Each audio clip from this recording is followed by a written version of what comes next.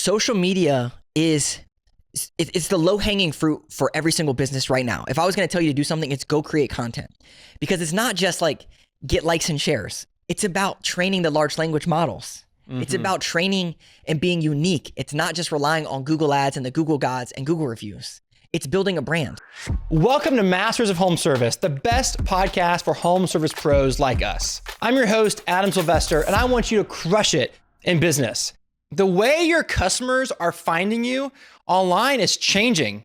Your business is going to start getting more and more leads from AI, Perplexity, ChatGPT, Claude. All these different platforms are going to start funneling you business, but only if you know these 7 tricks on ranking high in those algorithms, because it's not just about SEO anymore. It's about all kinds of other things. So my guest today is Phil Risher.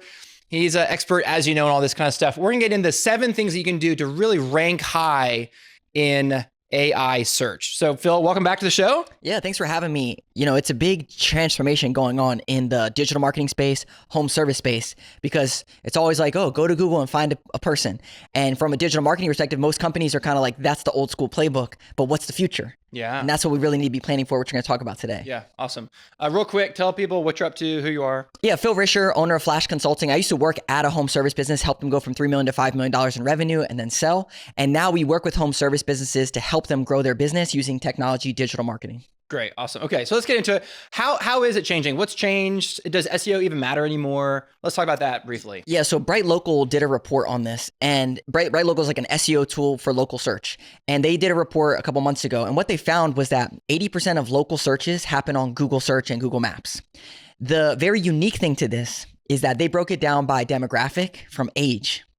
So they saw that boomers, 72% of them use Google search for local searches, which of course they go to Google. That's what they're programmed to do. But Gen Z is 46% of Gen Z uses Google search for local search. What does that mean? Less than half of them are using Google search for local searches.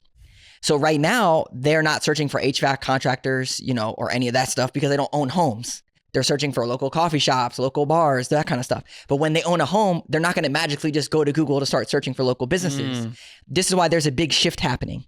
What they found was that 26% of Gen Z uses social media for local search. That's crazy. It's really crazy. And people, it's like yellow pages, like the boomers are going to phase out, and then Gen Z is going to come in and it's going to change the whole search landscape. So the 7 parts that we're going to talk about today, it's not just me woo-woo come up with this stuff. There's 2 big things to this. First, I interviewed on my podcast, Neil Patel, who's like the OG of SEO. Oh yeah, he's big time. For an hour, I asked him specifically about SEO, how's it changing, AEO, search engine optimization, search everywhere optimization. Then I had Marcus Sheridan on the podcast, who's like the SEO OG for home service businesses and content creation. And I drilled him about, what does this mean? What does this mean? And that's how I came up with these 7 things. And not only that, we have clients that we run these 7 things on that are generating tens, hundreds of thousands of dollars. One of them is a contractor in California. He does landscape lighting. He generated a $17,000 job straight from ChatGPT. Wow. They said, search on ChatGPT, found you, $17,000. So this is real world stuff. It's real world stuff. Yeah. And SEMrush, they're another tool that does SEO. They said that by 2028, search is going to shift. It's not going to be on Google search anymore. It's going to be AI search is going to be the top place that people are searching. So it's shifting, and I'm kind of teeing it up because I want people to understand that this is not right now, but in the next 2 to 3 years, you're going to wish that you have done these things to prepare your business. Yeah. Okay. So the first thing is like reputation. What's the first step on this? Yeah. So I'm sure everyone's not surprised to hear this. Google reviews and reviews. So before we talk about those 7 parts, any search engine results page, Google search, ChatGPT, Perplexity, they all want to be trusted.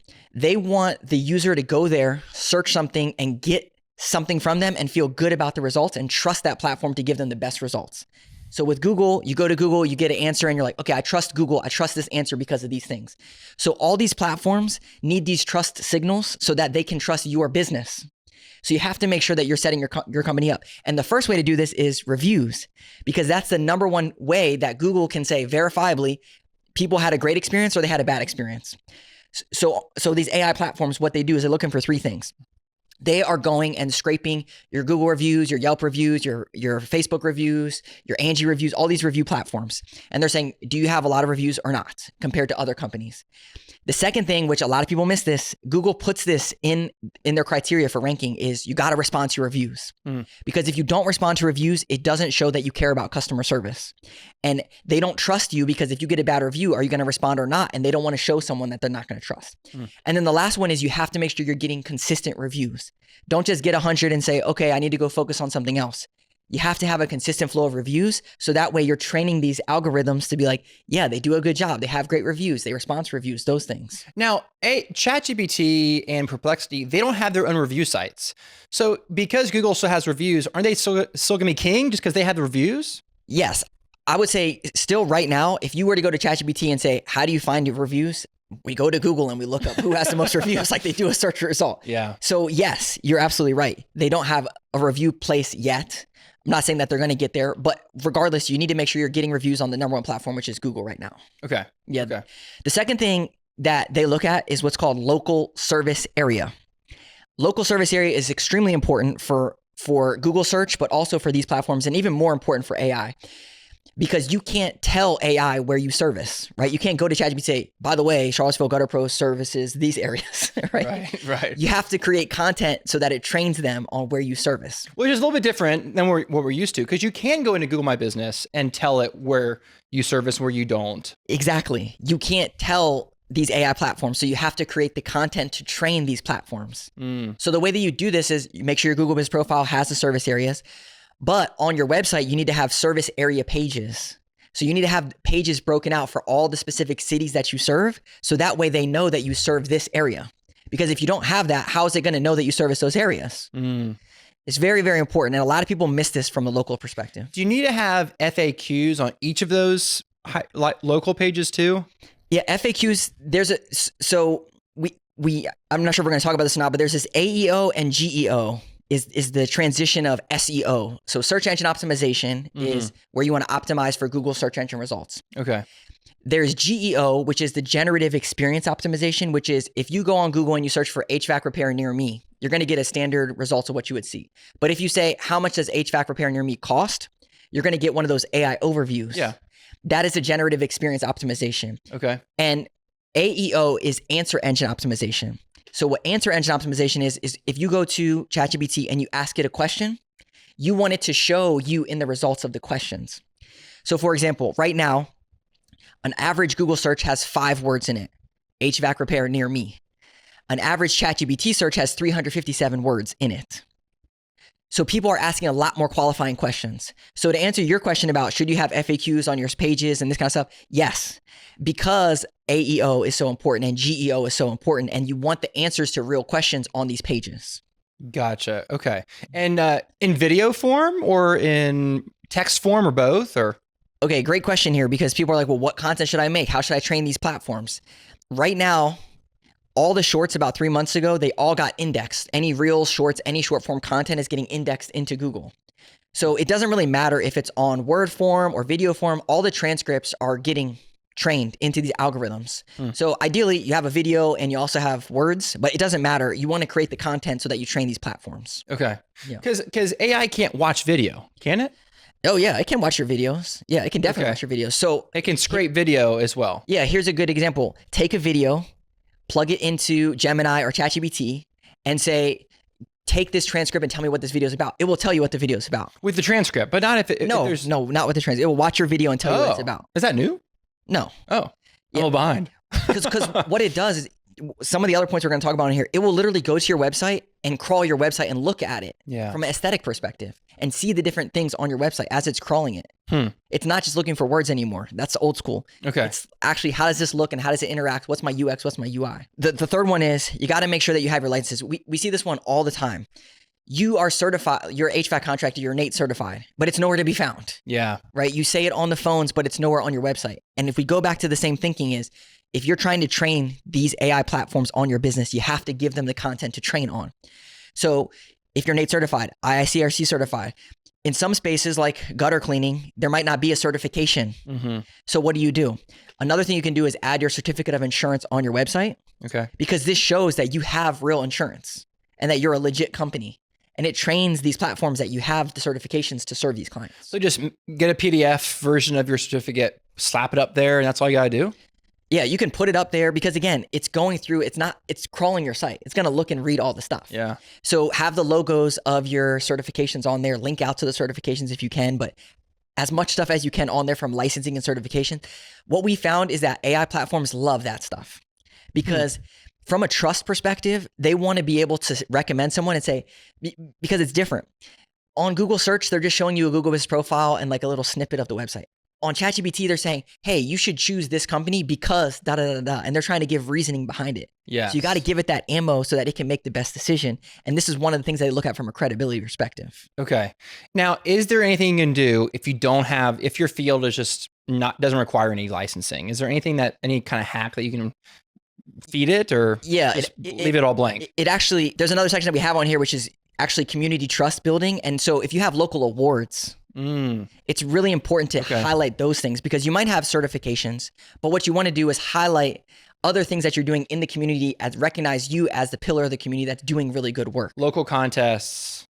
Yeah. Okay. Yeah. Like sponsorships, maybe. All of those things, anything that you can do from a local community perspective, it allows these platforms to recognize that you are the person doing these things in this area and that you're the authority in the space. Yeah, I get one of those big, humongous checks, that's like 4 feet long, 2 feet tall that you give like to the local charity, that kind of stuff. Yeah, that kind of stuff. If you sponsor a hole at a local golf, write a blog post, do a social media post about it, because these are all things that are triggers back in that says, yeah, they service this area. Yeah, they do this kind of stuff. Okay. Yep. Next one, service quality. Tell us about that. Okay. This one is a home run and it's not just to train AI. It's like to make your business better. Okay. So we talk to so many contractors in our kickoff call. We literally say, so what are your hours? Oh, we're 24/7. We do emergency service. We're on call. Where's that on your website? Where's that in your content? Where's that anywhere? How do these places know that you actually do this? So, because there's a study that came out that your hours can affect your rankings, specifically in AI search. If you search for something at 8:00 at night, they might not show you because your hours are whatever it is. Well, geez. So are you 24 hours or are you not 24 hours? Yeah. Right? Do you have AI answering service or do you not? These are all things that you need to have from a service quality perspective. The two other big ones that I said is going to help you grow your business and be good for your business in general is, do you have online scheduling? So when we talk about service quality, how seamless can you make this process and show these platforms that you have a seamless process? Yeah. If you have online scheduling, it shows, wow, you can just schedule right online. How easy of a process is this? Yeah. Well, guess what? It's also going to get you a lot more business coming in the door if you have online scheduling. Do you think AI will be able to schedule stuff for you at some point?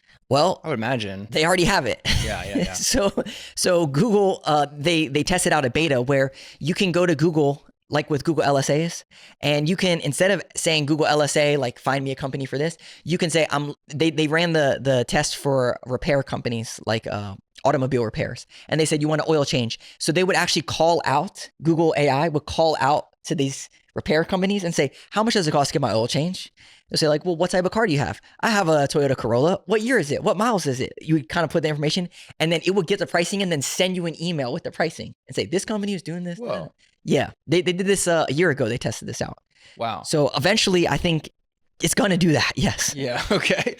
And then the last thing I would say on this with the service quality is, so you got 24/7, time of emergency services. You have online scheduling. You have to have a pricing page. I'm telling you, a pricing page not only builds trust with your customers and your prospects, it can anchor your price so you don't get price shoppers or annoying people that don't want to spend $9 to get their gutters cleaned or whatever. But also, the questions that people are asking ChatGPT are different than the questions that they're asking Google. Google, HVAC repair near me. ChatGPT, it's, I need HVAC repair and I want a company that does a really great job. And how much should I be expecting to pay? How much does it cost? Like they're asking a lot of these qualifying questions in their search. Yeah. So you need to have the content so that way you're training it so it shows your company and it links to your page that says, here's how much you should be expecting. Go read the information here. Yeah. So I feel like OpenAI, as opposed to Google, taught people and opened their eyes to like how the better the prompt, the better the response. Google, you would just give it a few words and you wouldn't even think. But ChatGPT makes you think a little bit, but you're expecting a really robust response if you do that. It's like more reward if you give it more response, better prompt. Yeah, definitely. And I think if you use the voice search in ChatGPT, it allows you to get it all out and just talk to it like a friend. Yeah. And you're going to give it a lot more information. It's not just going to be, this is the difference. On Google search, you type in HVAC repair me, then you make the decision. You scroll through the reviews, you read the reviews, you're looking at the ads, you're making the decision. In ChatGPT, you're giving it all the qualifiers that you would normally look for, and then it's giving you the result that it thinks that you would want. Yeah.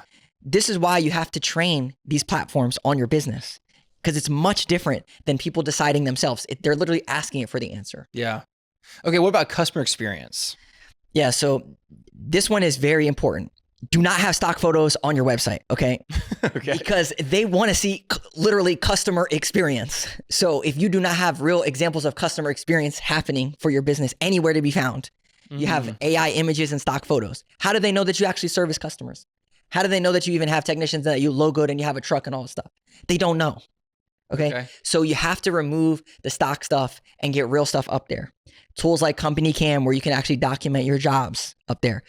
Another one for customer experience is having a chat widget. They love chat widgets because it allows you to interact directly with the company, at least give the illusion that you can interact with the company via text or something. It shows that you care about customer experience. Okay. So those are the big ones. But the stock photo ones, I guarantee that it's already hurting your business, let alone the AI side of things, because people come to your website and they want to trust you. They want to see a smiling face with a logo shirt. Yeah, they want to see job photos. And a question, you mentioned Company Cam. My perception is that AI, all these scraping platforms can't scrape like those kinds of plugins, those sort of like third-party things, but can it? Yeah. Oh, definitely. Wow. Like literally imagine it goes to your website and it just takes a picture of it and then it audits the picture of what's on the website. Okay. It's just looking at your website. It's looking at your experience, looking at your page load speed. It's clicking through all your stuff. Like now, okay. So like if the Company Cam widget thing, that's what I meant to say earlier is widget. yes, widget. If there's like 5 photos, but you have to like click through each one, is it doing that or is it only capturing the first one? No, it will do each one because Company Cam, when you click on it, it goes to a separate page. Yeah.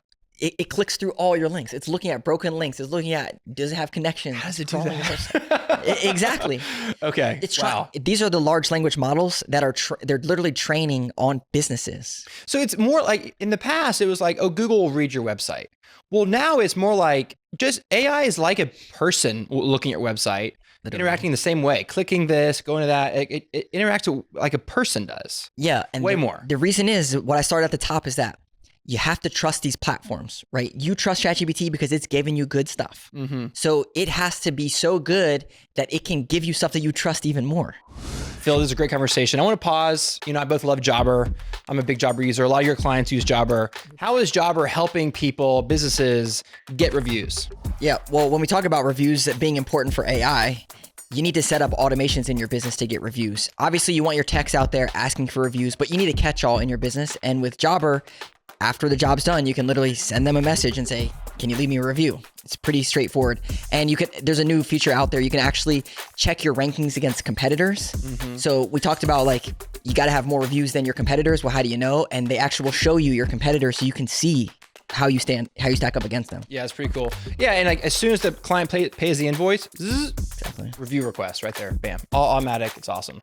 If you're not using Jobber to run your business and get more reviews, then you need to start using it today. Go to jobber.com/podcast deal, get the exclusive discount, and start using Jobber to run your business now.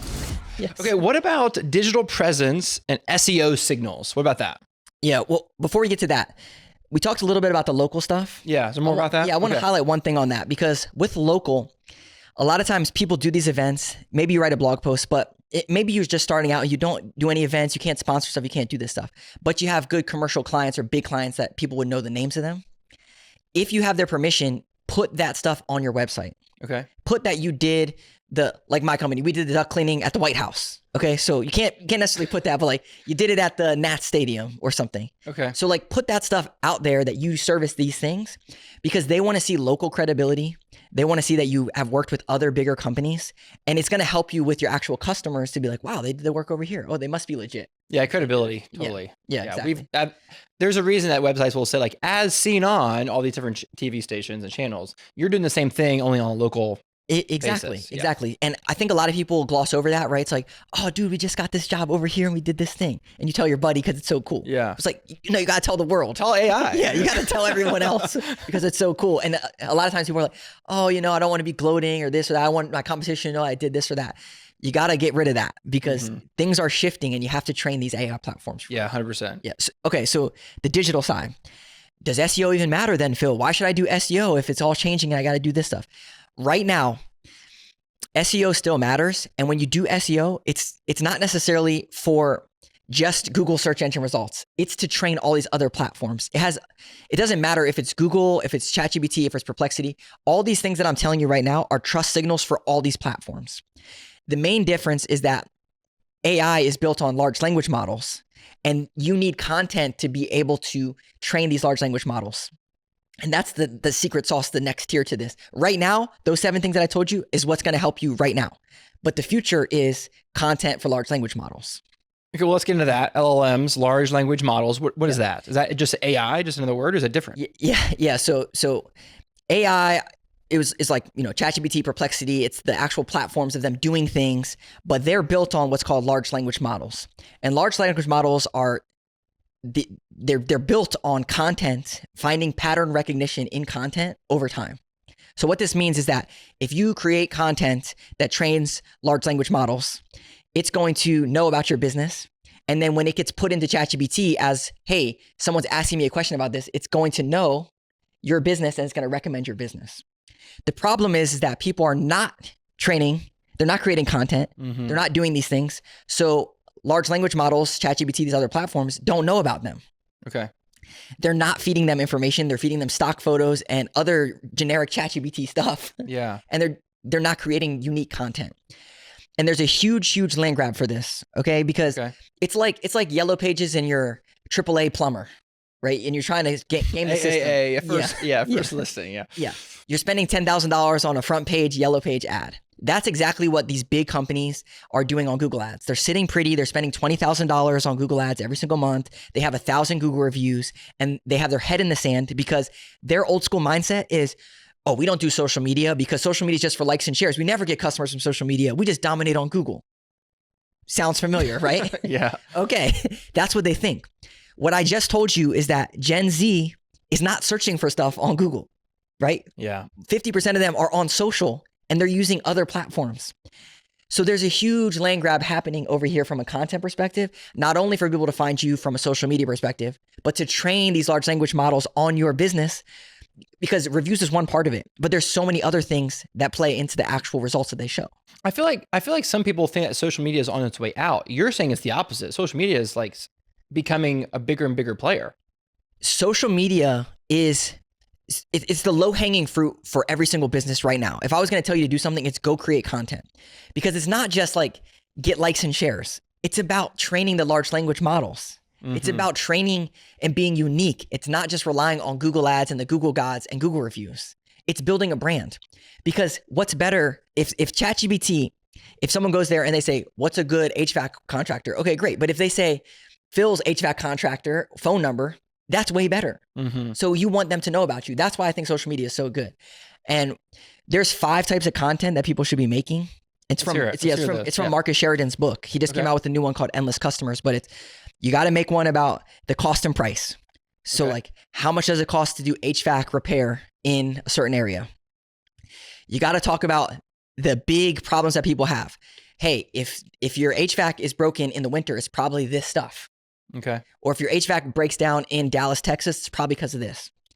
Then you got to talk about reviews of like, hey, here's a new system that just came out. Let me review this system. Should you do this? Should you not do this? Then you got to do this versus that content. So comparison content. Yeah. Does it make sense to do a ductless system in here, or does it make sense to do a ducted system in here? And then the last one is you got to talk about the best in class. So what's the best HVAC unit for your home? What's the best whatever? And talk about these things. If you make content like that, not only is it going to stand out in your marketplace, but it's going to train these platforms for all the questions that they're already going to be asking ChatGPT. Okay. I want to clarify something. Earlier you said that when you index, like AI will index a video I thought you had to pull the transcript out of that video and post that on your website so that it could read it. Is that not necessary anymore? It's not necessary anymore. Okay. About 3 months ago, if you go to Google search engine results page and search your thing, HVAC repair new mirror, whatever it is, go there, you'll see the normal search engine results page, but at the top, you'll see images, videos, short videos. Okay. Click on short videos. It's literally indexing all the short form videos. So it already did the long form videos from YouTube, but now it's indexing short form videos as well.